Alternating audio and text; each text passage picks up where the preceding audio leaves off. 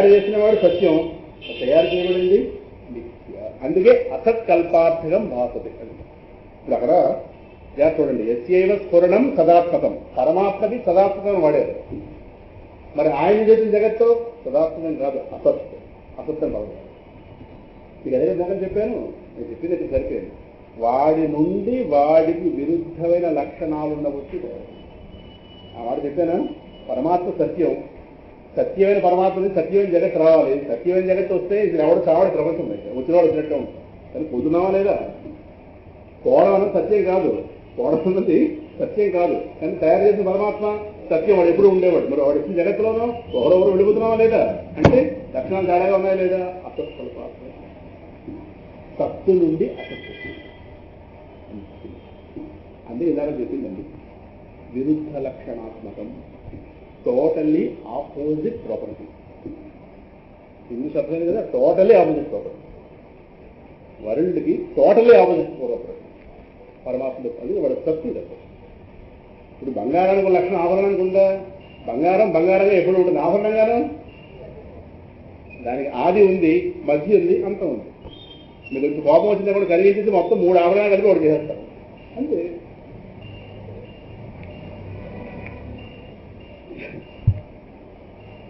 ఇది ఎప్పుడు చేస్తాయి? పొద్దురండి ఎందుకు పోవాలి కొన్ని చెప్పకూడదు. అంటే ఎప్పుడైతే చివరి ప్రయాణాలకు వస్తుంటామో, ప్రయాణాలు చివరికి వస్తుంటాయో ఈ రాజ్యాంగాలు జరుగుతుంటాయి. అన్ని కలిగి పొద్దు మేము చెప్పాం. ఎప్పుడైతే కలిగిస్తుంటారో వాళ్ళ మనసు కలిగిపోతుంటుంది. అక్కడ ఇవి షాప్కి వెళ్ళింది అనగానే ఎవరు మేము కాకుండా చదువుతుంటాం. మేము దానికి చాలా లక్షణం బలకం. ఈవిడు వెళ్ళగా షాప్కి వెళ్ళగానే ఈవిడు కలిగించేస్తుంది. ఈవిడ కూతురుందో అడ్వకేట్, ఇవన్నీ రాజ్యాంగాలు ఇవన్నీ విశ్వకర్త పెట్టి. ఎందుకంటే వైరాగ్యం వచ్చింది. ఇంకా ఏదైనా దక్షిణామతి స్తోత్రం పెట్టుకున్నా ఇంకెంతకాలం వేస్తాం లేదు. మొత్తం మీద అలాగనే ఎవరికి ఇచ్చి ఏం చేస్తాం, కరిగించి ఓటు చేసి ఇలా ఉంటే ఏం జరుగుతాయని చెప్పి ముందే పంపకాలు అమెరికా. ఎవరు చెప్పండి ఎలా ఉంటాయి అన్ని రహస్యాలు మన మధ్య ఉన్నాయి. కనుక సద్వస్తువు నుండి అసద్వస్తువు వాడే ప్రపంచంలో ప్రతి దానికి ఇదే అందంగా భగవద్గీతలో చెప్పాడు. యద్యద్ విభూతి మత్సత్వం శ్రీమదూర్జిత మేవవ తత్తదేవావగచ్చత్వం మమ తేజోంసం. ఈ ప్రపంచంలో ఏవేవైతే అందంగా తెలుస్తున్నాయో ఆ అందం పూసిన వాడిని నేనే. లాగిచ్చారా అందం అనుకో. అది ఇచ్చిన వాడు ఎప్పుడైనా పట్టుకుపోతాడు. కానీ సర్వహక్కులు వాడివే, సర్వహక్కులు వాడి. అందుకే ఉన్నప్పుడు వస్తువు అందంగా తెలిస్తే అందం వస్తువుది కాదు, అందం పూసినవాడు. ఈ జ్ఞానం ఉంటే కాదు. వస్తువు వాడుకోవద్దని పరమాత్మ చెప్పలేదు, విరెత్తిపోవద్దు. కానీ మనం ఈ రూపంలో విరెత్తిపోతుండవచ్చు. ఇది వీడు కలుపుతుంది, వాడు అందవిహీనం అయిపోతే ఇంక బెంగళ వీడు అవుతుంది. అందువల్ల ప్రపంచంలో ప్రతి వస్తువు ద్వారా పరమాత్మ జ్ఞాపకం చేసుకోవాలి. ఓహో దీనికి ఈ విధంగా ఉనికి పూసేవా, ఇగో దీని జ్ఞానలోపంలో నువ్వే ఉన్నావు, నువ్వు సత్యం ఎప్పుడైనా ఈ జ్ఞానం ఉంటుంది. అది చెప్తున్నాడు. యస్యైవ స్ఫురణం సదాత్మకం, పరమాత్మ సదాత్మక స్ఫురణం. పరమాత్మ నిరంతర జ్ఞాన స్వరూపుడు, పరమాత్మ నిత్య స్వరూపుడు, సత్య స్వరూపుడు. వాడి నుండి అసత్కల్పార్థం, వాడికి విరుద్ధ లక్షణాలున్న వ్యవస్థ లేదు. అయితే కావచ్చు కానీ ప్రపంచంలో ప్రతి ఉన్నట్లుగా తెలుస్తున్నాయి, ఉన్నట్లుగా తెలుస్తున్నాయి. దీని అంతటినీ రమణ మహర్షి గారు ఒక్క శ్లోకంలో చెప్తారు ఉపదేశంలో. సత్వభాసికా చిత్వవేతరా సత్తయా హి చిత్ చిత్తయాహ్యహం. సత్వభాసికా చిత్వవేతరా సత్తయా హి చిత్ చిత్తయాహ్యహం. వస్తువుని తెలిపే జ్ఞానం వస్తువు కంటా వేరుగా ఉందా? వస్తువులు తెలిపే జ్ఞానం వస్తువే, వస్తువుని తెలిపే జ్ఞానం అని రావడం చెప్పాలి. ఇదే కూడా ఆనాడు చాలా వివరంగా చెప్పాం. కానీ మీరు ఎప్పటికప్పుడు కనుక మీరు నిత్య నూతనం కనుక పరమాత్మ ఆనందంలాగా నిరంతరం ఎప్పటికప్పుడు కొత్తగా ఉంటారు కనుక మీకు ఏ బోలలేదు. కొంతసేపు పోతే ఇంకా రమణ మహర్షి గారు అంటే ఒకరు ఉన్నారా భూమి మీద అడుగుతారు కదా, ఎందుకు అవుతుంది కాబట్టి ఎందుకు ఆ పాపం మనకి రమణ మహర్షి గారు ఉన్నారు మనకి, ఆయన అలా ఉండండి, ఆయన కూడా మనకి ఎందుకు. మీరు ఆకలేసినాడు మనకి రమణ మహర్షి గారు శంకరుడు ఎవరు కనిపించలేదు.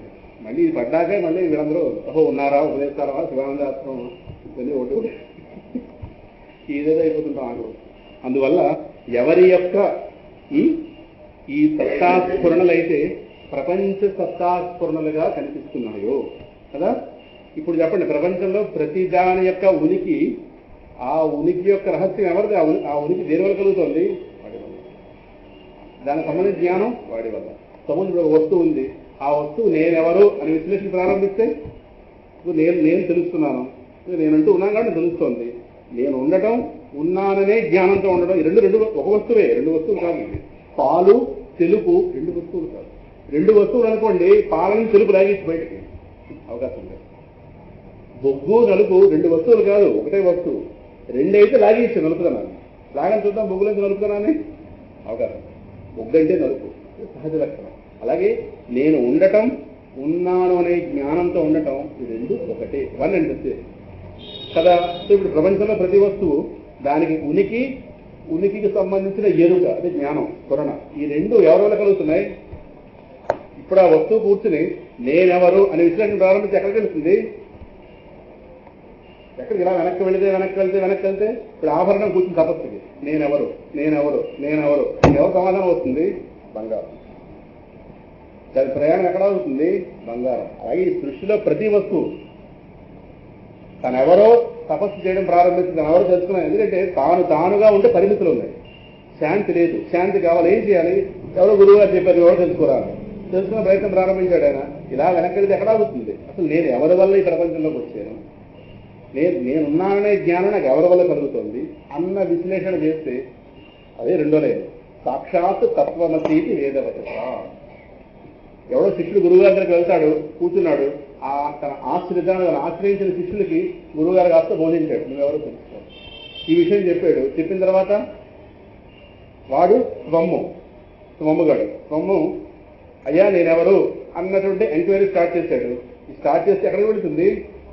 తత్తు దగ్గరికి. తత్తు ఎవరు? విశ్వానికి కారణం. విశ్వకారణమైన వాడే విశ్వంలో ప్రతి దాని యొక్క ఉనికి ఎరుకలుగా ఉన్నాడని జ్ఞానం ఉన్నప్పుడు విషయం చేయడంతో ఎక్కడికి వెళ్తాం? ఎలక తోక పట్టుకుని ప్రయాణం చేస్తే ఎక్కడికి వెళ్తాం? తలకాయ దగ్గరికి వెళ్తాం. సింపుల్ అంతే. ఎవరికి వెళ్ళే అవకాశం లేదు.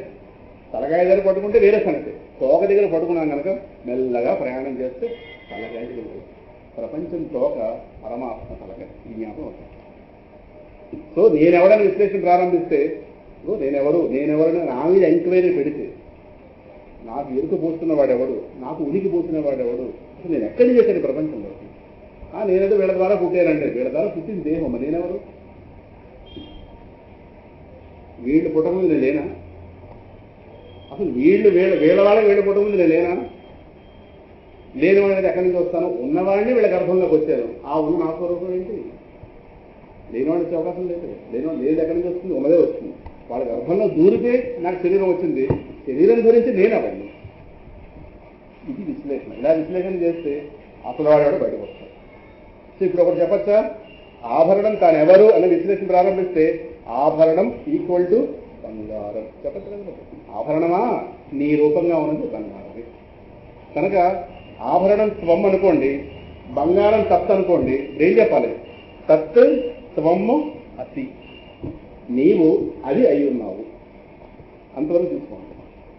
బంగారం ఆభరణం స్వము, తత్ ఎవరు? బంగారం. ఆభరణం స్వము, ఆభరణాన్ని బోధిస్తున్నావు. ఆభరణమా నువ్వెవరో కాదు, బంగారం అంటే నువ్వు బేసిక్గా బంగారం అయి ఉన్నావు కాబట్టి ఆభరణంగా తెలుస్తున్నావు. మళ్ళీ కలిగి చెప్తే ఆభరణంగా ఉన్నప్పుడు కూడా బంగారమే. ఆభరణం తయారు కాకముందు బంగారంగానే ఉన్నావు, రేపు కలిగి చేస్తే బంగారం. నువ్వు బంగారంగా ఎప్పుడూ ఉంటావు, ఆభరణంగా మధ్యలోకి నువ్వు. సో నీ యొక్క యథార్థ స్వరూపం ఏంటి? బంగారంగా ఉండటం, ఆభరణంగా ఉండటం కదా. కనుక నువ్వెవరివి? బంగారం. స్వం నీవు, తత్ బంగారం, అతి అయి ఉన్నావు. సింపుల్. అలాగే ఇప్పుడు ఎదుగుని వెళ్ళి కూర్చున్నాడు, వాడు ఏదైనా దుఃఖాల్లో ఉన్నాను ఏదో మాట్లాడుతున్నాడు. గురువుగారు ఏం చెప్తారు? విశ్వకారణ వస్తువు గురించి చెప్పి అది నీవు అయి ఉన్నావు. ఇదే తత్వము. సాక్షాత్ తత్వమసీతి వేదవచస యో బోధయతి ఆస్తు. మర్చిపోద్దు వాక్యం. ప్రపంచంలో ప్రతిదానికి ఉనికి ఎరుక పోస్తున్నవాడు వాడే కనుక ఇక్కడ ఉన్నవాడు నేనెవరిని విశ్లేషణ ప్రారంభించి ఎక్కడికి వెళ్తాడు? అక్కడికే వెళ్తాడు. ఇక్కడ ఉన్న ప్రతివాడు ఎవడు? వాడే. ఇదే తత్వమసి. తత్వమసి అంటే తత్, అది త్వం నీవు అయ్యున్నావు. తత్ అంటే పరమాత్మ. త్వం ఏదైతే మనం ఇప్పుడు తెలుస్తున్నామో నేను అయ్యి ఉన్నాను అయితే జ్ఞానం కలగాలి. వాస్తవానికి నేను అదయ్యి ఉన్నాను, కానీ జ్ఞానం లేని కారణం చేత బెగపడుతుంది. ఇందాక చెప్పినట్టుగా ఓ చేప, నువ్వు చేప అయ్యి ఉన్నావు కాబట్టి. ఓ త్వము నువ్వు తత్తు అంటే చేప అయ్యి ఉన్నావు. నువ్వు చేప కానీ తావేలు కాదు, జ్ఞానం కలిగించాలి. ఇప్పుడు దానికి జ్ఞానం కలిగిస్తే చాలు, అది వెంటనే నీళ్ళలో వెళ్ళిపోతుంది. తావేలు కాబట్టి నేను నీటికి బయట కూడా ఉండగలని అహంకరిస్తుంది. అహంకరించచ్చేమో కానీ శాంతి లేదు. కారణం చేపలం. ఈ యొక్క ఉదాహరణ అర్థమైతే చాలు. ఇప్పుడు దాన్ని బోధించి కూర్చోబెట్టి తత్వమని చెప్పాలి. దానికి చేప లక్షణాలు చెప్పి చూడు నీలో చేప లక్షణాలు ఉన్నాయి, తాబేలు లక్షణం ఒకటేనే ఉందా? ఒకటి లేదే. కాబట్టే నీకు తాబేలు ఆహారం పెడితే నువ్వు ప్రీతిగా తింటాను. చేపాహారం పెడితే అబ్బాయి ఎంత బాగుందో అంటున్నావు. మళ్ళీ ఏది వండినావు చేప కాబట్టి దానికి చేప చూపించి చూడు ఇది చేప, ఇది తాబేలు ఎలా ఉంది, నీ రూపం చూస్తే ఎలా ఉంది, ఏదైనా చేపలా ఉన్నానంటే నేను చేపే, చేప కాబట్టి చేప చేపలాగా ఉంది, ఎలా ఉంటుంది, ఓహో నేను చేపనా తాబేలు కదా అంది. అయిపోయింది జ్ఞానం అంతే. తిని మళ్ళీ నిలవగలుగుతుంది కాటా అని చెప్తుంది. ఇంతే జ్ఞానం అంతే, లేదు. అందువల్ల ఉసూరులను కూర్చుంటాడు శిష్యుడు. గురువుగారు ఆనంద స్వరూపుడు ముదిత వర్ణనం. వాడు ఉసూరు వల్లడానికి కారణం ఏంటి? జ్ఞానం లేదు. గురువు గారి జ్ఞానం ఉంది, ఓ బోధించాడు, చెప్పాడు విశ్వకారణం ఏంటో.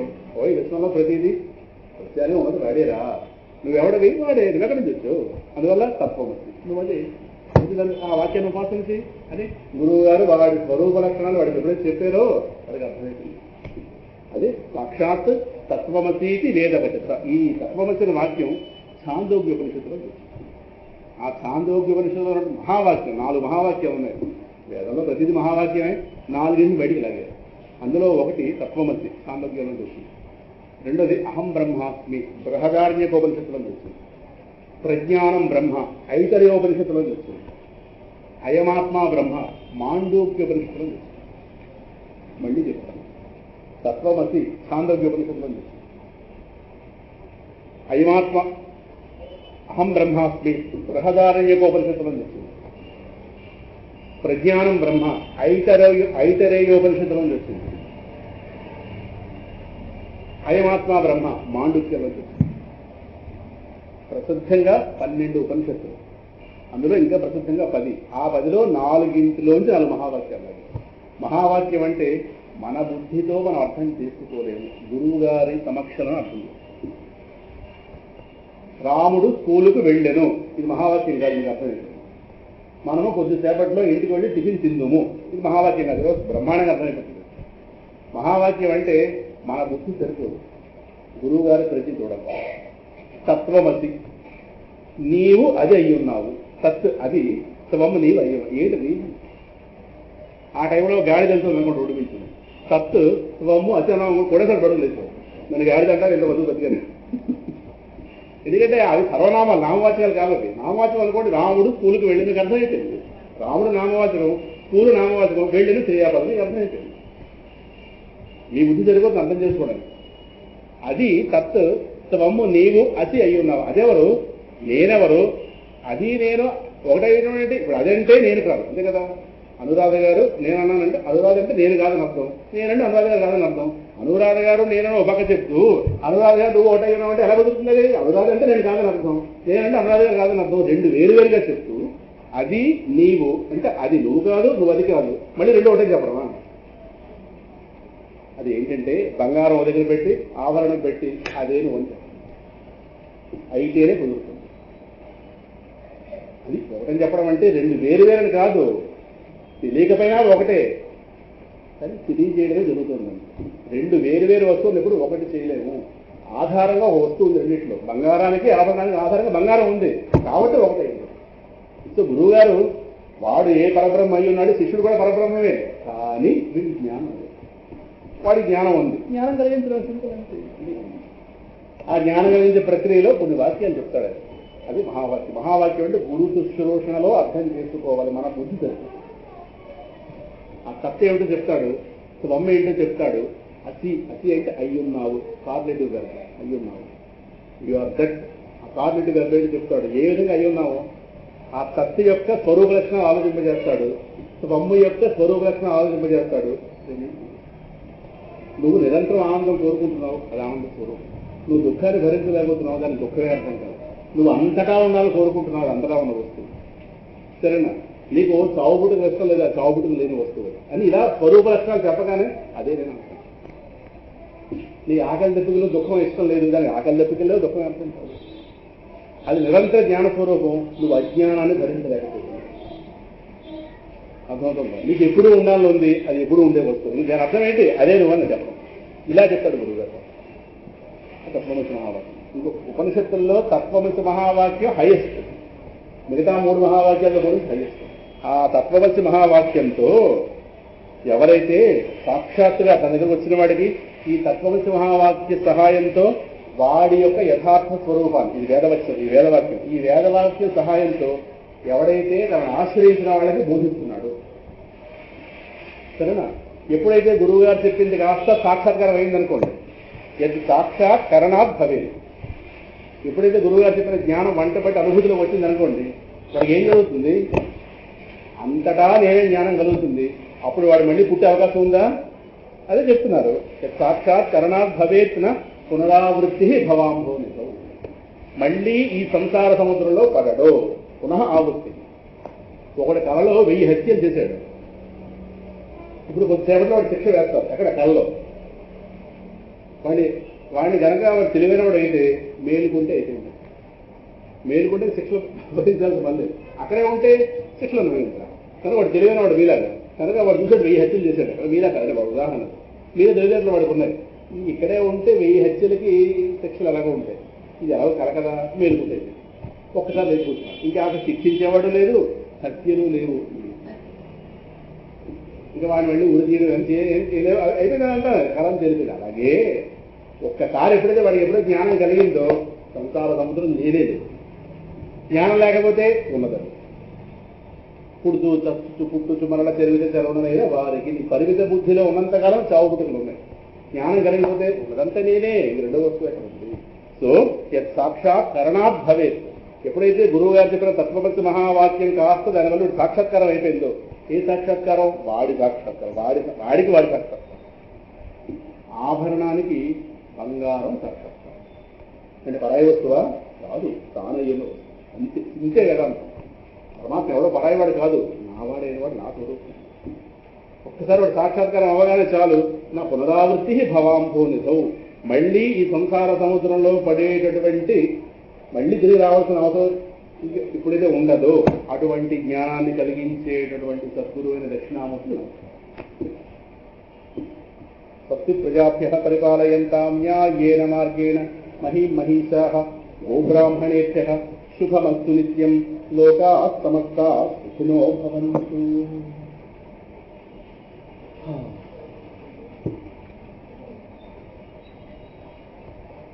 ఇవాళ ఒక శ్లోకం అనుకున్నాను, 2 శ్లోకాలు. తర్వాత దాన్ని పట్టుకున్నారు. మీరు పట్టుకున్నారు కాబట్టి ముందుకెళ్ళి, పట్టుకోకపోతే అక్కడే ఉంది. మీరు పట్టుకున్నారన్న విషయం మేము పట్టుకున్నాం.